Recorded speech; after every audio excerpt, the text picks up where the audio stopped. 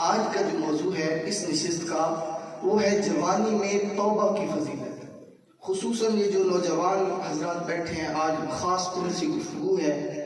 ویسے تو اللہ رب العزت نے ہر عام و خاص کے لیے فرمایا یا ایھا الذین آمنوا توبوا الی اللہ توبۃ نصوحا، اللہ سے توبہ کرو ایمان والو، اور توبہ ایسی توبۃ نصوحا، نصیحت آموز توبہ۔ نصیحت والی توبہ سے کیا مراد ہے؟ اس سے مراد یہ ہے کہ یہ نہیں کہ آج توبہ کی اور کل پھر وہی گناہ کیا، بلکہ ایسی توبہ ایک مرتبہ جو کر لی تو پھر زندگی کی آخری سانس تک اس گناہ کی طرف دیکھا بھی نہ جائے، وہ توبۃ نصوحا ہو۔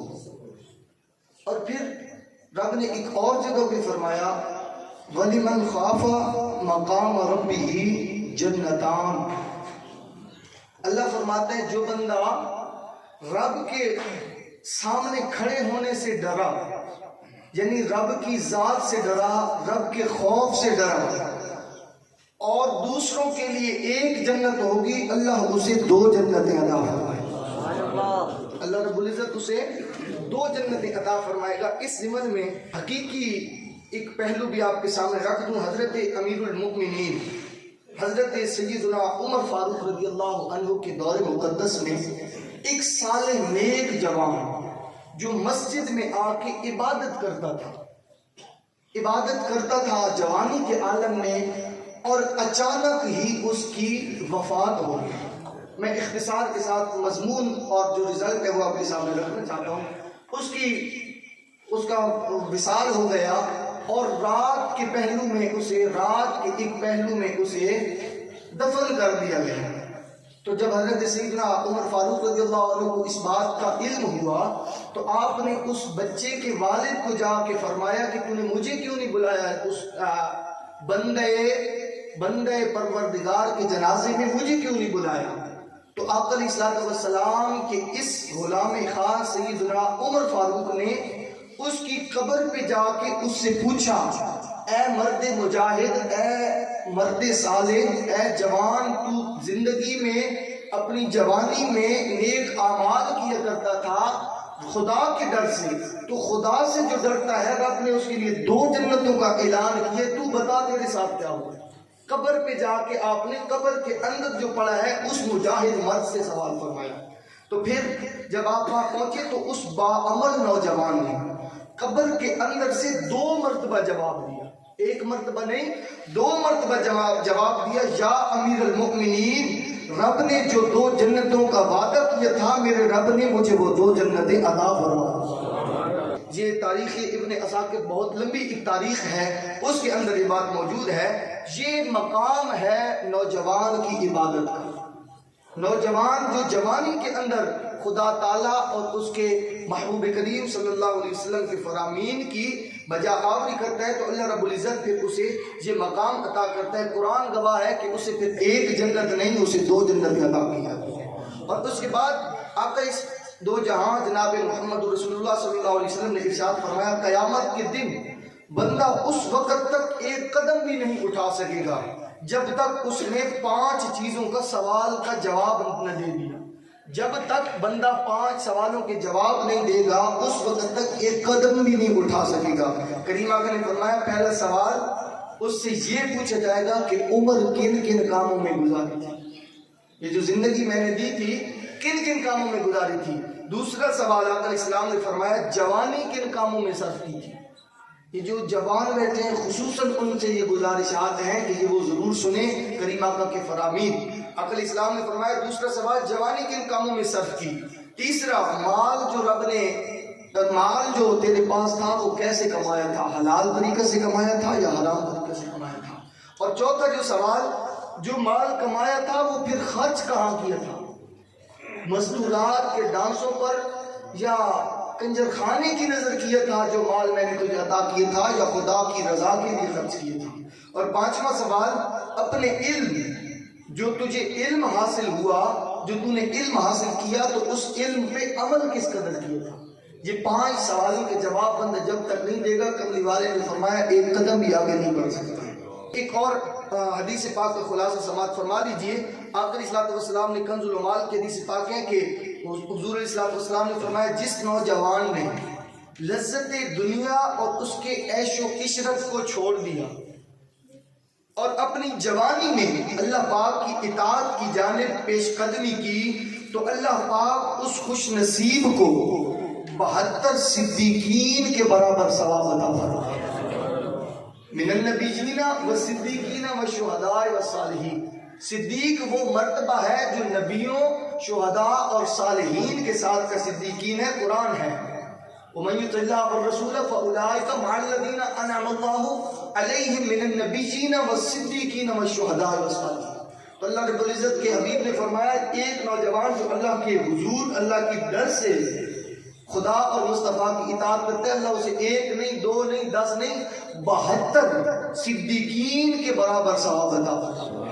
اور پھر ایک اور جگہ پہ آپ علیہ السلام نے ارشاد فرمایا بے شک اللہ پاک اپنی مخلوق میں اس خوبصورت نوجوان کو سب سے زیادہ پسند فرماتا ہے کہ جس نے اپنی جوانی اور حسن و جمال کو اللہ پاک کی عبادت میں صرف کر دیا. اللہ پاک فرشتوں کے سامنے بیٹھ کر اس بندے پہ فخر کرتا ہے اور فرماتا ہے کہ یہی میرا حقیقی بندہ ہے جو جوانی کے عالم میں، جوانی کی حالت میں خدا اور اس کے رسول کی اطاعت کرتا ہے.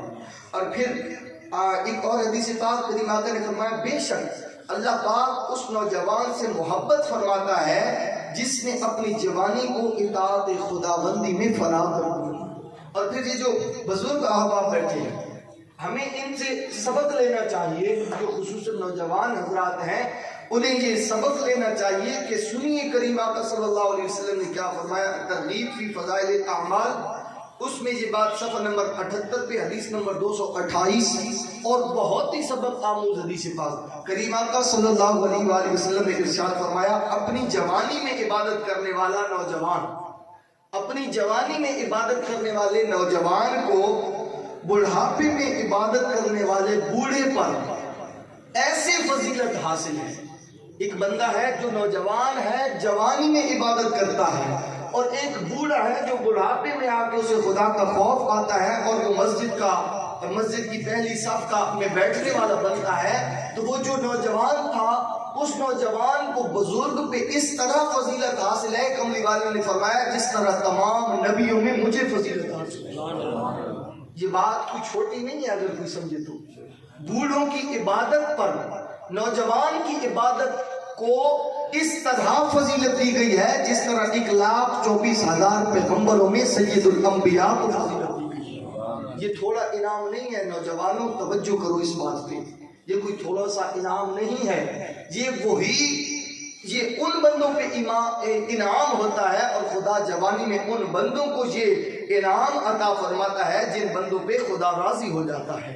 اور پھر اس کے بعد کریم آقا صلی اللہ علیہ وسلم نے ارشاد فرمایا اغتنم خمسا قبل خمس، 5 چیزوں کو 5 چیزوں سے پہلے غنیمت سمجھ.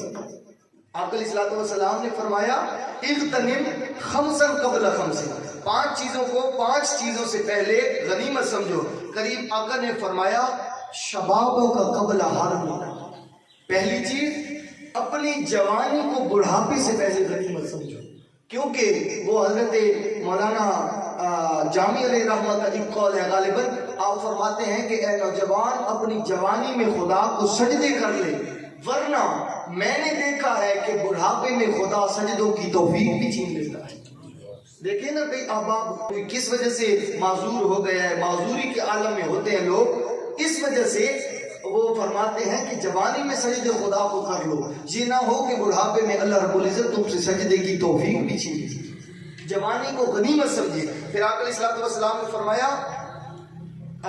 بیماری سے پہلے تندرستی میں خدا کی عبادت کر لو، بیماری پھر عبادت کا حق ادا نہیں کرنے دیتی ہے.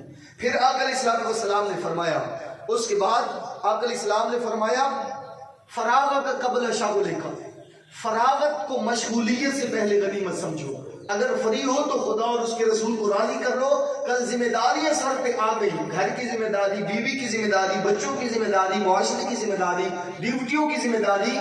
اپنی فراغت کو مصروفیت سے پہلے غنیمت سمجھو. اگر تم مصروف ہو گئے تو پھر بھی عبادت کی توفیق چھن جائے گی. اور آقا علیہ السلام نے پھر فرمایا غنا کا قبل فقر کا، اللہ نے اگر مال دیا ہے نا اسے غنیمت سمجھو اس سے پہلے کہ رب تمہیں غریب کر دے، فقر و فاقہ تم پہ آ جائے، اللہ نے اگر مال دیا ہے تو اسے راہ خدا پہ خرچ کرو۔ اور پھر آخری بات عقل اسلام نے فرمایا حیات کا قبل موت کا، اپنی زندگی کو موت سے پہلے غنیمت سمجھو، چونکہ جب موت آ جاتی ہے تو نام اعمال کا رجسٹر بند کر دیا، ہم بند ہو جاتی ہے، پھر ہر چیز وہی بچتا ہے جو بندے نے کر لیا ہوتا ہے۔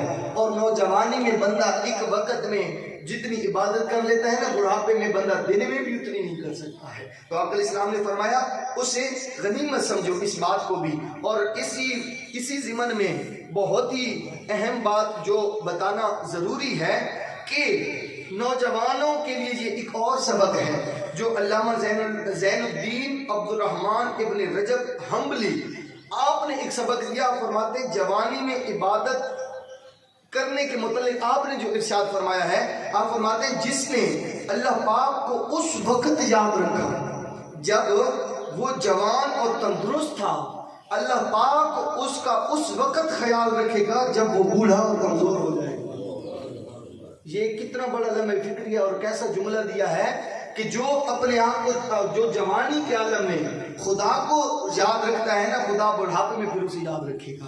اور پھر آپ نے فرمایا کہ اسے بڑھاپے میں بھی اچھی قوت سماعت، بصارت، طاقت اور ذہانت عطا فرمائے گا۔ اور اس کی ایک مثال بھی آپ دیتے ہیں کہ حضرت ابو طیب طبرہ رحمۃ اللہ علیہ نے 100 سال سے زیادہ عمر پائی اور آپ ذہنی و جسمانی لحاظ سے بالکل تندرست و توانا تھے، بالکل ٹھیک تھے۔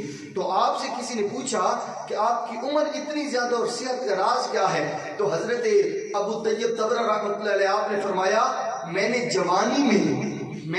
جوانی میں اپنی جسمانی صلاحیتوں کو گناہ سے محفوظ رکھا، اور آج جب میں بوڑھا ہو گیا ہوں تو اللہ پاک نے انہیں میرے لیے باقی رکھ دیا۔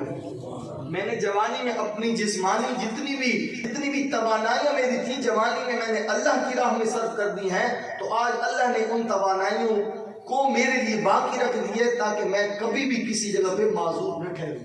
اللہ رب العزت نے میری یہ مدد میرے شامل حال کر دیا۔ اور آخری بات اور بہت اہم بات ہر ایک کے لیے، بوڑھا، نوجوان، بچہ، ہر بندہ اسے سمجھے تو کمال کے جملے ہیں۔ کریم آقا صلی اللہ علیہ وسلم کے غلاموں حضرت امیر المؤمنین حضرت عمر بن خطاب رضی اللہ عنہ آپ نے فرمایا گناہ اگرچہ ایک ہی ہو، وہ اپنے ساتھ 10 خصلتیں لے کے آتا ہے، 10 بری خصلتیں لے کے آتا ہے اگرچہ گناہ ایک ہوتا ہے۔